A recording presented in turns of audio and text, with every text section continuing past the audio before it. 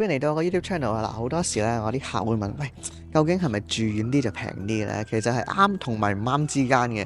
咁今日帶大家睇呢個咧，係一個2600蚊嘅 town home 啦。咁位於係 Pickering 嘅呢個近401嘅位置，咁即係比較東邊嘅 Pickering。好處咧就係佢近401，你上邊度咧都方便。咁同埋亦都同 downtown 唔係好遠啦，呢度去咧大概半個零鐘到就可以落到 downtown 㗎啦。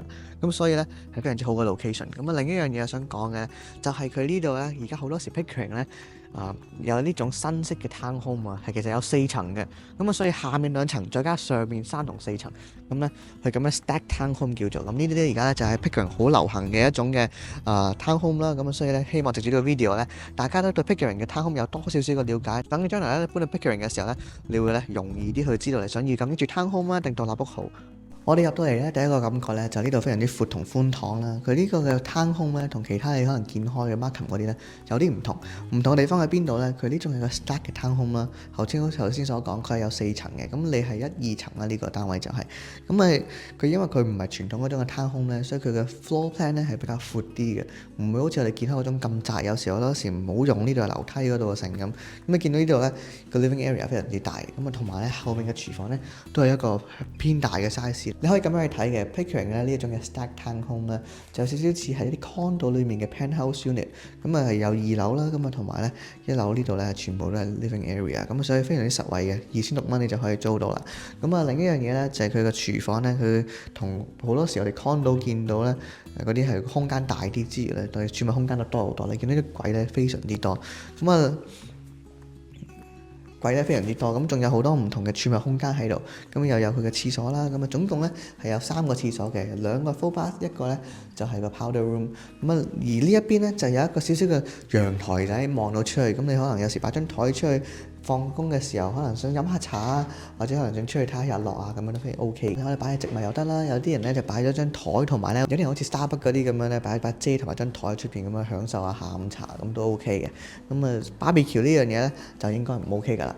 因為呢個係有機會危險啦，所以就唔俾做呢樣嘢嘅。我哋嚟到廚房呢度啦，廚房咧你見到成個感覺咧都非常之實用啦，空間夠之餘咧啲櫃嘅儲物空間好多，所以咧係非常之夠用嘅。呢度有咁多唔同嘅空間咧，俾你擺晒嗰啲嘅咖啡機啊，或者可能你擺你嘅慢煮鍋啊、高壓煲啊、剩啊嗰啲咧，全部都夠你擺晒喺度，所以咧係非常之好用嘅。再加埋咧，佢有齊晒洗碗碟機啦、爐頭啦，同埋雪櫃喺度，所以咧都非常之足嘅。其實基本上你諗到嘅嘢咧，全部都有齊晒㗎啦。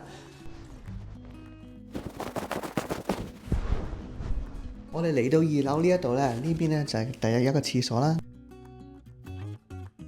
呢一間房用嘅，呢度咧就係個主人房啦。兩個尺寸咧差唔多大。而我哋想有一樣嘢想俾你睇下咧，就係佢呢度嗰個嘅洗衣機啦，同埋佢呢度嘅暖氣咧，其實全部連埋咗一齊嘅。所以基本上咧，你係遠離咗間房啦，因為中間有個廁所隔住咗啦。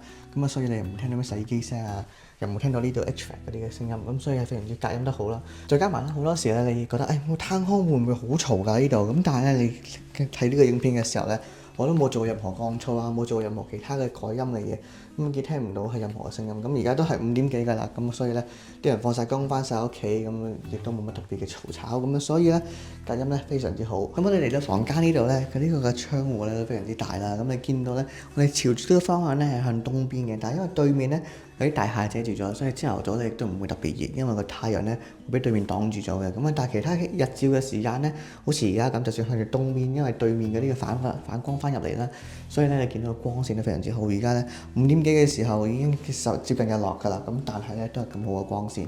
呢度咧就有個衣櫃喺度俾你擺嘢啦，闊度咧都幾 OK 嘅。再加埋咧呢度咧有個書櫃，如果咧你睇書嘅話咧，呢度就佢亦都好好咁運用咗空間俾你去咧擺你嘅書喺呢邊。你嚟到主人房呢度啦，你見到咧個窗咧非常之好嘅。再加埋咧，你望住呢邊咧就係一個公園嚟嘅。直接喺屋企出門口行唔使1分鐘咧就到咗隔離嘅公園啦。所以咧非常之好啦。再加埋咧有埋呢2棟大廈 block 住咧，就算有小朋友好放咗學嘅時候好嘈，佢哋咧都會隔咗好多嘅聲音嘅。所以咧係一個好寧靜嘅空間啦。再加埋咧佢個位置咧非常之好啦。呢個社區仔咧基本上咧係同外面嘅路咧係爭咗段距離，所以你聽唔到任何嘅哈維嘅聲音。但係因為佢咧都係好近嘅，所以咧佢交通方便，同埋咧又寧靜，咁所以係一舉兩得。咁唯一呢間屋咧，你夾硬要揾一個缺點嘅話咧，我就會話喺呢度啦，就係呢度嘅衣櫃。個主人房嘅衣櫃咧，因為結構上嘅問題咧，所以佢呢度有少少嘅位咧偷空咗，咁啊所以咧個衣櫃就冇咁好用嘅呢一度。咁但係其他嘢嚟講，譬如可能佢嘅 visitor parking 有好多啦，跟住亦都 underground parking 啦，同埋佢會有晒鏟雪啊嗰啲嘅服務啦。咁啊所以咧係非常之好用嘅。咁啊如果你又唔想住 condo，但係咧又想住大啲嘅空間咧，咁啊呢間屋咧特別適合你啦。